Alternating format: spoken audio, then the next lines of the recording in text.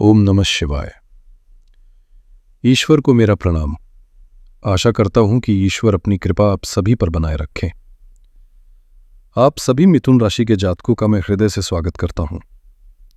हम सब सफलता की चमक देखते हैं, उस शोहरत को पाना चाहते हैं जो एक सूरज की तरह होती है, लेकिन क्या हमने कभी सोचा है कि उस चमक के लिए हर रोज खुद को तपाना पड़ता है, जलना पड़ता है। अगर आप भी वो चमक पाना चाहते हैं तो इस सच्चाई को अपना लीजिए कि अगर सूरज की तरह चमकना है तो रोज जलना पड़ेगा। आज हम आपके आने वाले महीने के आकाशीय मार्गदर्शन को समझने का प्रयास करेंगे। आज हम बात करेंगे मिथुन राशि के जातकों के लिए सितंबर 2025 के मासिक राशिफल की। ये महीना विशेष है क्योंकि ये अपने साथ दो बड़े ग्रहण लेकर आ रहा है।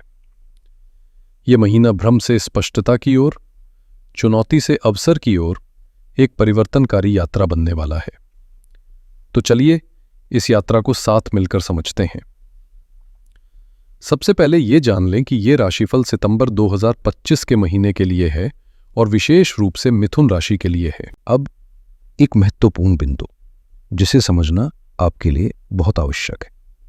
ये राशिफल आपकी लग्न राशि यानी एसेंडेंट और आपकी चंद्र राशि यानी मून साइन दोनों के आधार पर बनाया गया है। आप इसे किसी से भी देख सकते हैं और आपको मार्गदर्शन अवश्य मिलेगा, लेकिन यदि आप इसे अपनी लग्न राशि से देखेंगे तो आप पाएंगे कि परिणाम अधिक सटीक और व्यक्तिगत महसूस हो रहे हैं। ऐसा इसलिए क्योंकि लग्न वो खिड़की है जिससे आप दुनिया को देखते हैं और दुनिया आपको देखती है। यह आपके जीवन के ब्लूप्रिंट का पहला और सबसे महत्वपूर्ण बिंदु है, इसलिए सटीकता के लिए लग्न को प्राथमिकता दें। आइए अब बिना देर किए जानते हैं कि सितंबर 2025 के ग्रह गोचर आपके जीवन के किन क्षेत्रों में क्या प्रभाव डालने वाले हैं। मिथुन राशि वालों, सितंबर के महीने को समझने के लिए आपको इसे दो भागों में देखना होगा। महीने का पहला भाग यानी 16 सितंबर तक का समय और महीने का दूसरा भाग 16 सितंबर के बाद का समय। ये महीना आपके लिए एक नदी के दो किनारों की तरह है, जिसके बीच में 16-17 सितंबर की तारीख एक पुल का काम कर रही है। महीने की शुरुआत में आप एक मानसिक द्वंद्व और भ्रम की स्थिति महसूस कर सकते हैं।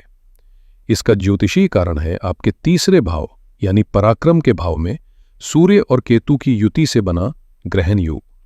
सूर्य हमारी आत्मा, हमारा आत्मविश्वास और हमारी दिशा है, वहीं केतु एक छाया ग्रह भ्रम, अलगाव और दिशाहीनता का कारक है। जब ये दोनों एक साथ होते हैं तो व्यक्ति को ऐसा महसूस होता है कि वो मेहनत तो बहुत कर रहा है, लेकिन उसे ये नहीं पता कि जाना कहाँ है। एक लॉस्ट होने की फीलिंग बनी रहती है। ये योग 16 सितंबर को समाप्त हो रहा है और यहीं से महीने का दूसरा और कहीं अधिक शक्तिशाली भाग शुरू होता है। 16 सितंबर को दो अत्यंत महत्वपूर्ण गोचर हो रहे हैं। पहला, सूर्यदेव इस ग्रहण योग से मुक्त होकर आपके चतुर्थ भाव यानी आपके सुख स्थान में प्रवेश करेंगे। दूसरा और सबसे महत्वपूर्ण, आपके राशि के स्वामी यानी आपके व्यक्तित्व, आपकी बुद्धि, आपके स्वास्थ्य के ग्रह बुध देव अपनी ही राशि कन्या में, जो उनकी उच्च राशि भी है, आपके चतुर्थ भाव में प्रवेश करेंगे। सोचिए, जब आपकी कुंडली का सबसे मुख्य ग्रह आपका लग्नेश अपनी सबसे शक्तिशाली अवस्था में हो तो क्या होगा। यह आपके आत्मविश्वास, आपकी निर्णय लेने की क्षमता और आपकी बुद्धि को शिखर पर ले जाएगा। और जब यही उच्च के बुध आत्मा के कारक सूर्य के साथ आपके सुख स्थान में युति करेंगे तो बुधादित्य योग नामक एक अत्यंत शक्तिशाली राजयोग का निर्माण होगा। ये योग आपको भूमि, भवन, वाहन, पारिवारिक सुख और मानसिक शांति प्रदान करने की क्षमता रखता है। इसके साथ ही आपके भाग्य स्थान यानी नवम भाव में बैठे राहु महाराज भी 2 सितंबर से अपनी पूरी शक्ति में आकर सक्रिय हो रहे हैं। राहु जब भाग्य स्थान में सक्रिय होते हैं तो ये अचानक अनएक्सपेक्टेड तरीके से भाग्य का साथ दिलाते हैं। लंबी यात्राएं, धार्मिक यात्राएं या विदेश से जुड़े कामों में अचानक सफलता मिलने के योग बनते हैं। तो कुल मिलाकर ये महीना भ्रम की छाया से निकलकर स्पष्टता और सफलता के प्रकाश की ओर एक महत्वपूर्ण यात्रा है। लेकिन इस यात्रा में दो ग्रहण भी हैं। 7 सितंबर को चंद्र ग्रहण और 21 सितंबर को सूर्य ग्रहण, जो इस महीने में सावधानी और आत्मनिरीक्षण के क्षण भी लाएंगे। अब हम जीवन के हर क्षेत्र पर विस्तार से विश्लेषण करेंगे। मिथुन राशि वालों, आपके करियर का भाव यानी आपका दशम भाव, जिसे हम कर्म स्थान भी कहते हैं, वहां पर इस पूरे महीने शनिदेव वक्री अवस्था में विराजमान रहेंगे। शनि कर्म फलदाता हैं और जब वे वक्री होते हैं तो वे हमें हमारे पुराने कर्मों का पुनर्मूल्यांकन करने के लिए कहते हैं। प्रैक्टिकल लेवल पर इसका अर्थ है कि आपको अपने प्रोफेशनल लाइफ में कुछ डिलेज, फ्रस्ट्रेशन और मेहनत के अनुसार परिणाम न मिलने जैसी अनुभूति हो सकती है। आपको लगेगा कि आप एक कदम आगे बढ़ते हैं तो परिस्थितियां आपको 2 कदम पीछे खींच लेती है। ये शनिदेव का आपको धैर्य और दृढ़ता सिखाने का तरीका है। लेकिन जैसा मैंने कहा, महीने का मध्य भाग एक गेम चेंजर है। 17 सितंबर के बाद जब सूर्य और उच्च के बुध आपके चौथे घर से सीधी दृष्टि आपके 10वें घर पर डालेंगे तो ये एक वरदान की तरह काम करेगा। सूर्य राजा हैं, अथॉरिटी हैं और बुध बुद्धि और मैनेजमेंट है। जब इन दोनों की संयुक्त दृष्टि आपके कर्म स्थान पर पड़ेगी तो ऑफिस में आपके काम को रिकॉग्निशन मिलेगी, आपके आइडियाज को सराहा जाएगा और बॉस या मैनेजमेंट के साथ आपके संबंध सुधरेंगे। जो काम लंबे समय से अटके हुए थे वे अचानक पूरे होने लगेंगे। अब बात करते हैं 21 सितंबर को लगने वाले सूर्य ग्रहण की। यह ग्रहण आपके चौथे घर में लग रहा है और इसकी सीधी दृष्टि आपके 10वें घर पर है। ग्रहण एक कॉस्मिक रीसेट बटन की तरह होता है। यह आपके प्रोफेशनल लाइफ में एक सडन चेंज ला सकता है। हो सकता है कि अचानक आपकी जॉब प्रोफाइल बदल जाए या किसी प्रोजेक्ट में कोई बड़ी बाधा आ जाए। कुछ लोगों के लिए जिनकी कुंडली में दशाएं अच्छी नहीं चल रही हैं, यह नौकरी छूटने जैसी स्थिति भी बना सकता है। इसलिए 21 सितंबर के आसपास के दिनों में अपने कार्यक्षेत्र में बहुत सावधान रहें, किसी भी तरह के विवाद से बचें और अपने काम को पूरी जिम्मेदारी से करें। जो लोग बिजनेस में हैं, उनके लिए सप्तम भाव के स्वामी बृहस्पति का लग्न में बैठना व्यापार के विस्तार के लिए एक उत्कृष्ट योग है। आपको नई बिजनेस डील्स और पार्टनरशिप्स के अवसर मिलेंगे, लेकिन वक्री शनि की दृष्टि यहां भी है जो बताती है कि पार्टनरशिप में कुछ मतभेद या डिलेज हो सकते हैं। इसलिए हर डॉक्यूमेंट को ध्यान से पढ़ें और कम्युनिकेशन को बिल्कुल क्लियर रखें। आर्थिक मामलों के लिए यह महीना काफी आशाजनक दिख रहा है। आपके लाभ स्थान यानी 11वें घर के स्वामी हैं मंगल देव। मंगल ग्रह ऊर्जा, साहस और एक्शन के प्रतीक हैं। 13 सितंबर को मंगल आपके पंचम भाव में प्रवेश करेंगे और वहां से सीधी 7वीं दृष्टि से अपने ही 11वें घर को देखेंगे। ज्योतिष का एक सीधा नियम है, जब कोई ग्रह अपने ही घर को देखता है तो वो उस घर के फलों में कई गुना वृद्धि कर देता है। इसका आपके लिए अर्थ है आपकी इनकम में वृद्धि के प्रबल योग बन रहे हैं। ये वृद्धि आपकी नौकरी में प्रमोशन से, बिजनेस में किसी बड़ी डील से या किसी साइड इनकम के सोर्स से हो सकती है। मंगल पंचम भाव में बैठकर लाभ भाव को देख रहे हैं, इसलिए जो लोग स्टॉक मार्केट या स्पेक्यूलेशन से जुड़े हैं उन्हें भी सोच समझकर निवेश करने पर लाभ हो सकता है। चूंकि मंगल आपके छठे भाव यानी ऋण और मुकदमों के भी स्वामी है, इसलिए इस गोचर से आपको किसी पुराने कर्ज से मुक्ति मिल सकती है या किसी कानूनी मामले में फैसला आपके पक्ष में आ सकता है। लेकिन सिक्के का दूसरा पहलू है खर्चे। आपके 12वें भाव के स्वामी शुक्र महीने के दूसरे भाग में केतु के साथ युति करेंगे। साथ ही चौथे भाव में ग्रहों का जमावड़ा घर वाहन की मरम्मत या माता के स्वास्थ्य पर होने वाले खर्चों की ओर संकेत कर रहा है। इसलिए आमदनी बढ़ने के साथ साथ आपके खर्चे भी बढ़ेंगे। एक अच्छा बजट बनाकर चलना इस महीने आपके लिए बहुत आवश्यक होगा। प्रेम संबंधों के लिए यह महीना एक परीक्षा का समय हो सकता है। आपके पंचम भाव जो प्रेम, रोमांस और क्रिएटिविटी का है, उसके स्वामी हैं शुक्रदेव। 14-15 सितंबर के बाद शुक्रदेव आपके तीसरे भाव में गोचर करेंगे, जहां पर पहले से ही केतु महाराज विराजमान है।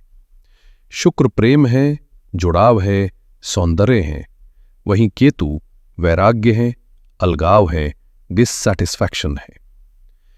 जब प्रेम का ग्रह वैराग्य के ग्रह के साथ युति करता है तो ये रिश्तों में एक अजीब सी दूरी पैदा करता है। हो सकता है आप अपने पार्टनर के साथ होते हुए भी एक इमोशनल कनेक्शन महसूस न कर पाएं। छोटी छोटी बातों पर असंतोष और शिकायतें बढ़ सकती हैं। इसी समीकरण में 13 सितंबर से ऊर्जा और क्रोध के कारक मंगल भी आपके पंचम भाव में ही प्रवेश कर जाएंगे। मंगल की ऊर्जा पैशन तो देती है, लेकिन अगर इसे सही दिशा ना मिले तो ये आर्ग्यूमेंट्स, ईगो क्लैशेस और लड़ाई झगड़े में बदल जाती है। इसलिए 13 सितंबर के बाद अपनी वाणी और अपने क्रोध पर नियंत्रण रखना आपके रिश्ते के लिए बहुत जरूरी होगा। विशेषकर 21 सितंबर के सूर्य ग्रहण के बाद का समय बहुत संवेदनशील है। इस दौरान कोई भी बड़ा निर्णय लेने से बचें, क्योंकि ये ब्रेकअप तक की स्थिति बना सकता है। अब बात करते हैं विवाहित जीवन की। यह क्षेत्र बृहस्पति की कृपा से काफी हद तक सुरक्षित है।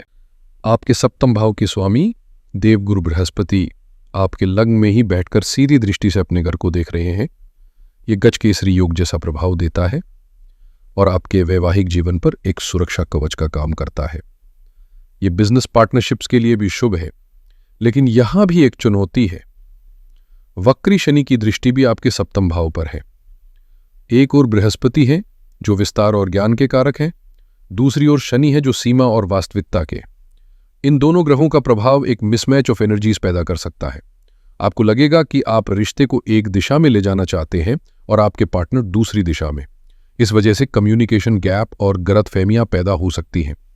इसका एकमात्र उपाय है धैर्यपूर्वक एक दूसरे से बात करना और एक दूसरे के पर्सपेक्टिव को समझने की कोशिश करना।